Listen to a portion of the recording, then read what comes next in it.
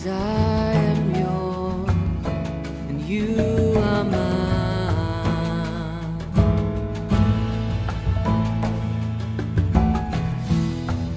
'Cause I am yours, you are mine. You are mine.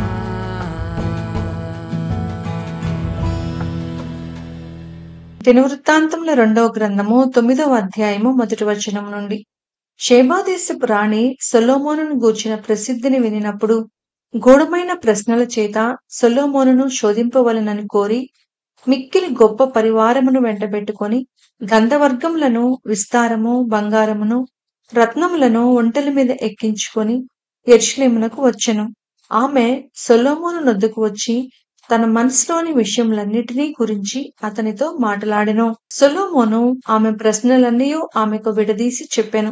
సొలొమోను ఆమెకు ప్రత్యుత్తరము చెప్పలేని మరుగైన మాట ఏదియూ లేకపోయెను. షేబాదేశపు రాణి సొలొమోనునకు కలిగిన జ్ఞానమును, అతడు కట్టించిన నగరును, అతని బల్ల మీద భోజన పదార్థములను, అతని సేవకులు కూర్చుండుటను, అతని ఉపచారములు కనిపెట్టుటను, వారి వస్త్రములను, అతనికి గిన్నెలను అందించు వారిని, వారి వస్త్రములను, యెహోవా మందిరమందు అతడు అర్పించు దహన బలులను చూచినప్పుడు ఆమె విస్మయముంది రాజుతో ఇట్లనెను. నీ కార్యములను గూర్చియు జ్ఞానమును గూర్చియు నేను నా దేశమందు వినిన వర్తమానము నిజ వర్తమానమే. కాని నేను వచ్చి దాన్ని కన్నులారా చూచు వరకు వారి మాటలను నమ్మకయుంటిని. నీ అధిక జ్ఞానమును గూర్చి సగమైనను వారు నాకు తెలుపలేదు. నిన్ను గూర్చి నేను వినిన దానికంటే నీ కీర్తి ఎంతో హెచ్చుగానున్నది. నీ సేవకుల భాగ్యము మంచిది.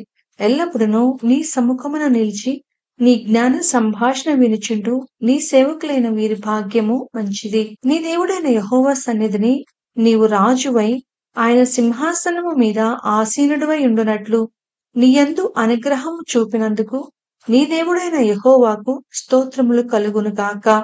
ఇశ్రాయేలీయులను నిత్యము స్థిరపరచవలెనన్న దయాలోచన నీ దేవునికి కలిగి ఉన్నందున నీతి న్యాయములను జరిగించుటకై ఆయన నిన్ను వారి మీద రాజుగా నియమించెను అని చెప్పెను. ఆమె రాజునకు 240 మణుగుల బంగారమును, విస్తారమైన గంధవర్గములను రత్నములను ఇచ్చెను. షేబాదేశపు రాణి రాజైన సొలొమోనుకిచ్చిన గంధవర్గములతో సాటి అయినదేదియూ లేదు. ఇదియూ కాక ఓఫీరు నుండి బంగారము తెచ్చిన హీరాము పనివారును సొలొమోను పరివారును చందనపు మ్రానులను ప్రశస్తమైన రత్నములను కూడా కొనివచ్చిరి. ఆ చందనపు మ్రానుల చేత రాజు యెహోవా మందిరమునకును రాజనగరకును సౌపానములను గాయకులకు తంబురులను సితారాలను చేయించెను. అటువంటి పని అంతకు ముందు యూదా దేశమందు ఎవరునూ చూచియుండలేదు. షేబాదేశపు రాణి రాజునకు తీసుకుని వచ్చిన వాటికి అతడిచ్చిన ప్రతి బహుమానములు కాగా ఆమె మక్కువ పడి అడిగినదంతయు రాజైన సొలొమోను ఆమెకిచ్చెను.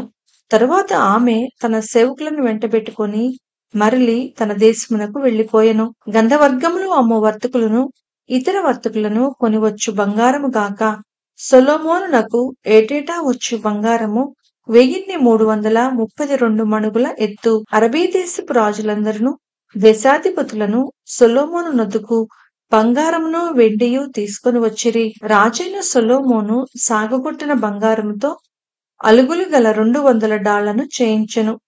ఒక్కొక్క డాలునకు 600 తులముల బంగారము పట్టెను. మరియు సాగగొట్టిన బంగారముతో 300 కేడెములను చేయించెను. ఒక్కొక్క కేడెమునకు 300 తులముల బంగారము పట్టెను.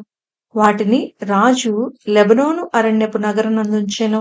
మరియు రాజు దంతంతో ఒక గొప్ప సింహాసనము చేయించి ప్రశస్తమైన బంగారంతో దాన్ని పొదిగించెను. ఆ సింహాసనమునకు దానితో కలిసి ఉన్న 6 బంగారపు సోపానములను సింహాసనమునకు కట్టియున్న బంగారపు పాదపీఠమును ఉంచెను. కూర్చుండు చోటికి ఇరుప్రక్కల ఊతలుండెను.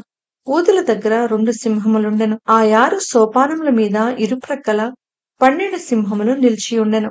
ఏ రాజ్యమందైనను అటువంటి పని చేయబడలేదు.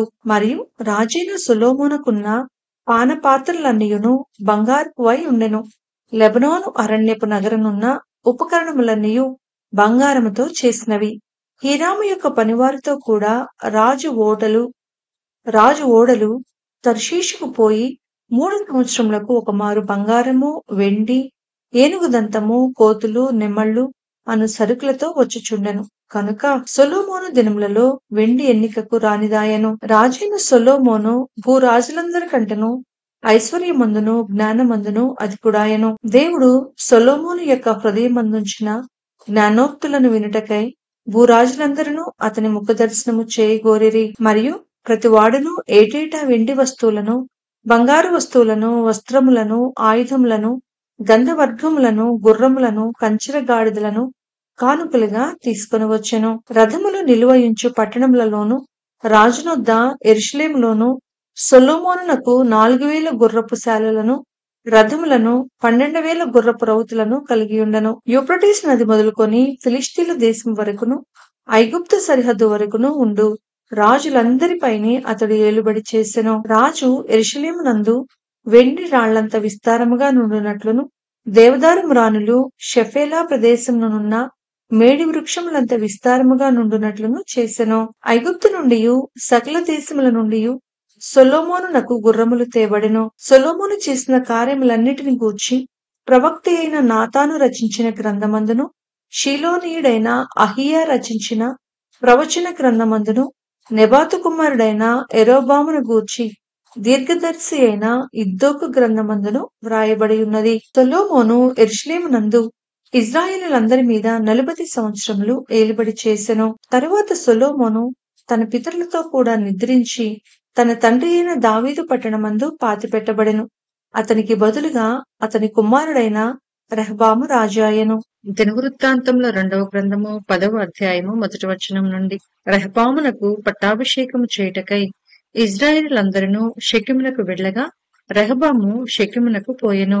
రాజైన సొలొమోను సమక్షము నుండి పారిపోయి ఐగుప్తులో వాసము చేయుచున్న నెబాతు కుమారుడైన యరొబాము అది విని ఐగుప్తు నుండి తిరిగి రాగా జనులు అతన్ని పిలిపించిరి. యరొబామును ఇశ్రాయేలు వారందరూ కూడి వచ్చి, నీ తండ్రి మా కాడిని బరువు చేసెను. నీ తండ్రి నియమించిన కఠిన దాస్యమును అతడు మా మీద ఉంచిన బరువైన కాడిని నీవు ఇప్పుడు చులకన చేసిన ఎడలా మేము నిన్ను సేవింతుమని రెహబాముతో మనవి చేయగా అతడు, మీరు 3 దినములు తాళి మరలా నా ఎద్దుకు రండని చెప్పెను.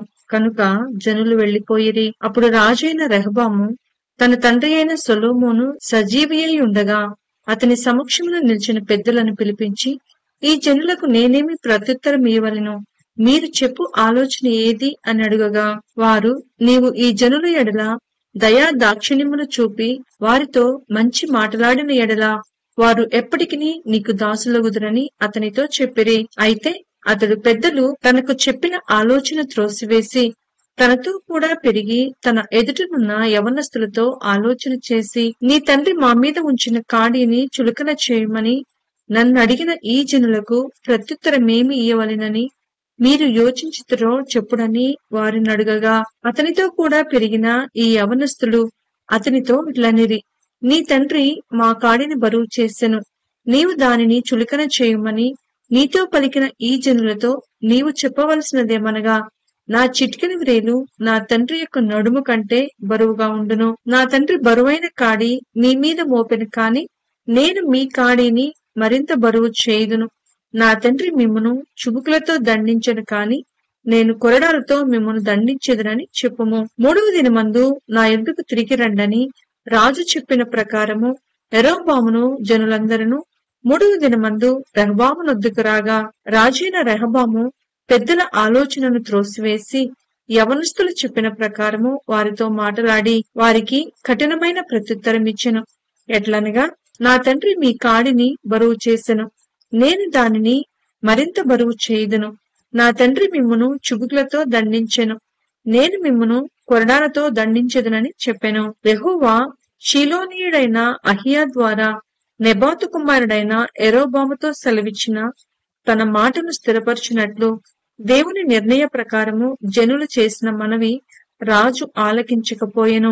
రాజు తాము చేసిన మనవి అంగీకరింపకపోవుట చూచి జనులు, దావీదులో మాకు భాగమేది?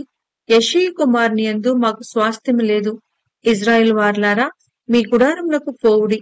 దావీదు, నీ సంతతి వారిని నీవే చూచుకొనుమని రాజునకు ప్రత్యుత్తరమిచ్చి ఇజ్రాయేలు వారందరూ ఎవరి గుడారములకు వారు వెళ్లిపోయిరి. అయితే యూదా పట్టణములలో కాపురముండు ఇజ్రాయేలు వారి మీద రెహబాము ఏలుబడి చేసెను. రాజైన రెహబాము వెట్టి పని వారి మీద అధికారి అయిన హదోరమును పంపగా ఇజ్రాయేలు వారు రాళ్లతో అతన్ని చావగొట్టిరి. కనుక రాజైన రెహబాము యెరూషలేమునకు పారిపోవాలని త్వరపడి తన రథము ఎక్కెను. ఇజ్రాయేలు వారు ఇప్పటికిని దావీదు సంతతి వారి మీద తిరుగుబాటు చేసి నేటి వరకును వారికి లోబడకయున్నారు.